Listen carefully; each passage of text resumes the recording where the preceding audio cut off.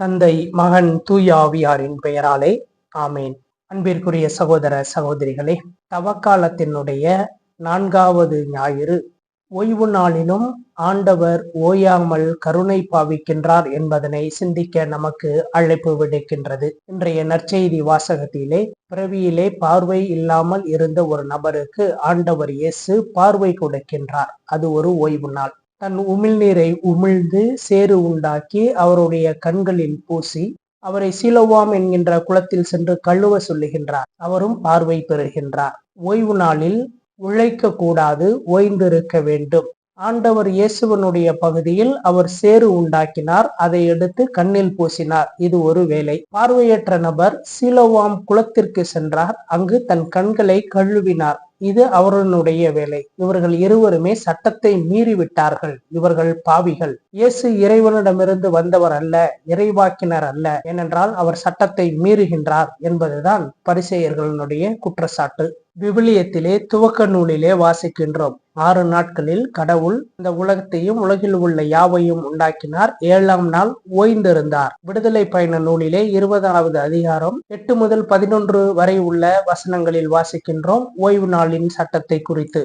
10 கட்டளைகளிலே 4வது கட்டளை ஓய்வு நாளை குறித்து உள்ளது. ஆண்டவரனுடைய திருநாட்களை பரிசுத்தமாய், அதாவது புனிதமாய் கடைபிடிக்க மறவாதிருப்பாயாக என்று சொல்லப்பட்டிருக்கின்றது. துவக்க நூலிலே நமக்கு சொல்லப்பட்டிருக்கின்ற உலகத்தின் படைப்பானது ஒரு புராணம். நாம் எல்லாம் படித்திருக்கின்றோம். நமக்கு அறிவு இருக்கின்றது. கடவுளுக்கு 6 நாட்கள் தேவையா இந்த உலகத்தையும் உலகத்தில் உள்ள யாவையும் படைக்க? அவர் சர்வ வல்லமை கொண்டவர். அடுத்து அவருக்கு ஓய்வு தேவையா? விவிலியத்தை படிக்கின்ற பொழுது சற்று அறிவுபூர்வமாகவும் நாம் படிக்க வேண்டும். சாதாரணமாக மனிதர்களுக்கு 2 வகையான களைப்பானது வரும். உடல் களைப்பு, உளக்களைப்பு. மிகவும் கடினமான ஒரு பணியை செய்கின்ற பொழுது, ஒரு வேலையை பார்க்கின்ற பொழுது உடலில் உள்ள சத்துக்கள் தோய்ந்து நாம் களைப்படைவது நாம் அனுதினமும் அறியக்கூடிய ஒன்று. மனக்களைப்பு, செய்கின்ற தொழிலே முன்னேற்றம் இல்லை, ஏதாவது நட்டம் ஏற்பட்டுள்ளது, அல்லது நம்மோடு இருந்தவர்களை நாம் இழந்து விட்டோம் என்று சொல்லுகின்ற பொழுது நமக்கு மனக்களைப்பு, உளக்களைப்பானது ஏற்படுகின்றது. இதெல்லாம் கடந்து மாணிக்க வாசகர் திருவாசகத்திலே சொல்லுகின்றார், உயிர்களைப்பு, செல்லா நின்ற தாவர சங்கமத்துள் எல்லா பிறப்பும் பிறந்து இழைத்தேன் என்று சொல்லுகின்றார். உடல், மன, உயிர் களைப்பு என்பது மனிதர்களுக்குத்தான். சாதாரண மனிதர்களாக நம் உடல் களைப்பையும் மனக்களைப்பையும் தான் நாம் உணர்கின்றோம். ஆனால் ஞானிகள், மாணிக்க வாசகரை போன்றவர்கள் உயிர் களைப்பை உணர்ந்தார்கள். ஆனால் இறைவனுக்கு ஒருபோதும் களைப்பு என்பது ஏற்படுவது இல்லை. தாய்ப்பால் எரிக்கின்ற பொழுது கூட புட்டிப்பால் கொடுக்கின்ற தாய்மார்களை பார்க்கின்றோம். சில தாய்மார்களுக்கு பாலானது வற்றி விடுகின்றது. இருப்பினும் குழந்தையை ஈன்றெடுத்த தாயினுடைய மார்பில் எவ்வாறு பால் சுரக்கின்றதோ அதுபோல இறைவனுக்கு எப்பொழுதுமே கருணை என்பது சுரந்து கொண்டேதான் இருக்கின்றது. அந்த கருணை சுரப்பிற்கு கால அளவு ஏதும் இல்லை. அந்த கருணை சுரப்பு வற்றி போவதும் இல்லை. இறைவன் ஓய்வு நாளிலும் ஓயாமல் உழைத்து கொண்டு, அதாவது நமக்கு கருணை பாவித்து கொண்டுதான் இருக்கின்றான் என்பதனை இன்றைய வாசகமானது நமக்கு எடுத்துரைக்கின்றது. சற்று மின்சாரம் இல்லை என்றாலோ அல்லது ஒளி இல்லை என்றாலோ இடறி விடுகின்றோம். மிகவும் துயருறுகின்றோம். எதையும் காண முடியாது, நடக்க முடியாது. நாம் தவிக்கின்றோம். நமக்கு கண் பார்வையானது தெளிவாக தெரிவதில்லை இருளிலே. எனவே துன்பம் அடைகின்றோம். ஆனால் பிறவி முதல் கண் பார்வை இல்லாமல் இருக்கின்ற ஒரு நபர், பிற மக்களை யாசித்து மட்டுமே உயிர் பிழைப்பை நடத்தக்கூடிய ஒரு நபராக இருக்கின்றவர் மீது இறைவனுடைய பார்வையானது திரும்புகின்றது. ஆண்டவர் இயேசு அவரை பார்த்து அவரை குணமாக்குகின்றார். அவருக்கு பார்வை கொடுக்கின்றார். இது சட்டத்தை மீறிய செயலாக பரிசேயர்களால் கருதப்படுகின்றது. மனுமகன் ஓய்வு நாளுக்கும் ஆண்டவர் என்பதை பரிசேயர்கள் அறியாமல் இருந்தார்கள்.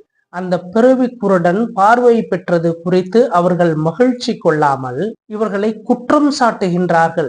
பார்வை பெற்றவனோடு வாதாடுகின்றார்கள். அந்த மனிதன் பாவியாகத்தான் இருக்க முடியும், உனக்கு எப்படி பார்வை கொடுக்க முடியும் என்று கேட்கின்றார்கள். பாவி ஒருவரால் எனக்கு பார்வை கொடுக்க முடியுமா? இறைவனிடமிருந்து வராவிட்டால் இந்த அரும் செயலை அவரால் செய்ய முடியுமா என்று இந்த பார்வை பெற்ற நபர் பரிசேயர்களோடு வாதாடுகின்றார். ஆனால் இவரையும் குற்றவாளியாக கருதி இவரையும் அங்கிருந்து வெளியே தள்ளி விடுகின்றார்கள். ஆண்டவர் இயேசு அப்பொழுதும் அவர் மீது பரிவு கொள்ளுகின்றார். அவருக்கு தன்னை யார் என்பதை வெளிப்படுத்துகின்றார். இறைவனால் அனுப்பப்பட்டவர் என்பதனையும் தானே மெசியா என்பதனையும் ஆண்டவர் இயேசு தன் கருணை பெருக்கால் அந்த பார்வை பெற்ற நபருக்கு தன்னை வெளிப்படுத்துகின்றார். இன்றைய முதல் வாசகம் மிகவும் தெளிவாக நமக்கு சொல்லுகின்றது. மனிதர்கள் பார்ப்பது போல் ஆண்டவர் பார்ப்பதில்லை.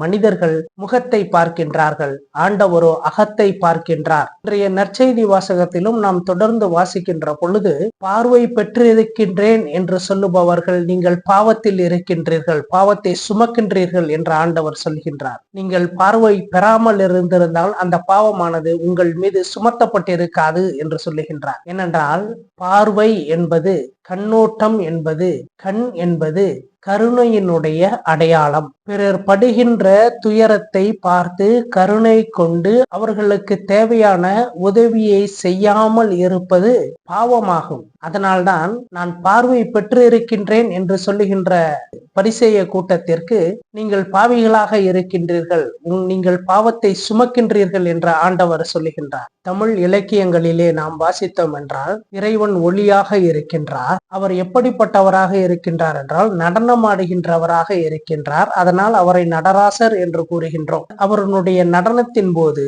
அவருடைய அடிமுடி நடுவை நாம் கண்டதில்லை என்று படிக்கின்றோம். இதை நாம் நன்றாக புரிந்து கொள்ள வேண்டும் என்றால் ஒரு மெழுகுத்திரி அல்லது விளக்கை ஏற்றி வைத்துக் கொள்ளுங்கள். அதில் உற்று பார்க்கின்ற பொழுது முதலில் சிவப்பொலியும் அதனுள் பொன்னொலியும் அதனுள் வெண்மை நிறமான ஒளியும் தோன்றும். அந்த வெண்மை நிற ஒளியானது ஓரிடத்தில் நிற்காது, மாறாக அது இங்கு அங்குமாக ஓடிக்கொண்டே இருக்கும். அதைதான் நடனம் என்று சொல்லுகின்றார்கள். இறைவன் ஓயாமல் நடனம் ஆடிக்கொண்டிருக்கின்றான். அவனுடைய நடனத்தில்தான் இந்த பஞ்சபூதங்களும் படைக்கப்பட்டு பராமரிக்கப்படுகின்றது.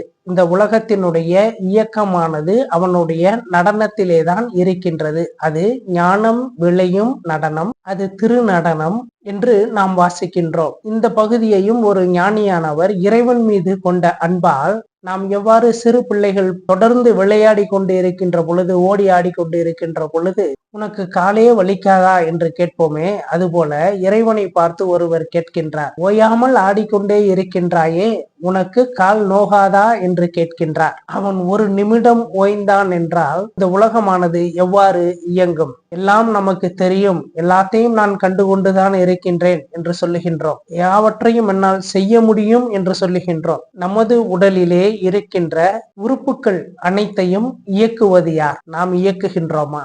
இறைவன் ஒருவன் தாமே ஓயாமல் இயக்கிக் கொண்டே இருக்கின்றான். நமது உடலினுடைய இயக்கமானது நாம் உறங்கிவிட்டாலும் இயங்குவது இறைவனுடைய கருணையினால் என்பதனை நாம் அறிந்து கொள்ள வேண்டும். நாம் எல்லோருமே எல்லா சமயங்களிலுமே பார்வையற்றவராகத்தான் இருக்கின்றோம். இறைவன் நமக்கு எவ்வாறு கருணை பாவித்திருக்கின்றான் என்பதனை நாம் பார்க்கவில்லை. ஏனென்றால் நமது உடலினுடைய இயக்கத்தை நாம் புரிந்து கொண்டோம் என்றாலே இறைவன் நமக்கு காட்டுகின்ற கருணையானது நமக்கு தெரிந்துவிடும். அதுபோல பிறருடைய தேவையை நாம் பார்க்காத பொழுதும் பார்வையற்றவர்களாகவே தான் இருக்கின்றோம். எனவே இந்த நாளிலே நமது கண்கள் திறக்கப்படவும், ஓய்வு நாளிலும் ஓயாமல் இறைவன் உழைத்து கொண்டுதான் இருக்கின்றான். ஓய்வு நாளிலும் இறைவன் ஓயாமல் நமக்கு கருணை காட்டி கொண்டு தான் இருக்கின்றான் என்பதனை அறியவும் இந்த நாளிலே நாம் வரம் வேண்டி மன்றாடுவோம். ஆமேன். தந்தை, மகன், தூய ஆவியாரின் பெயராலே ஆமேன்.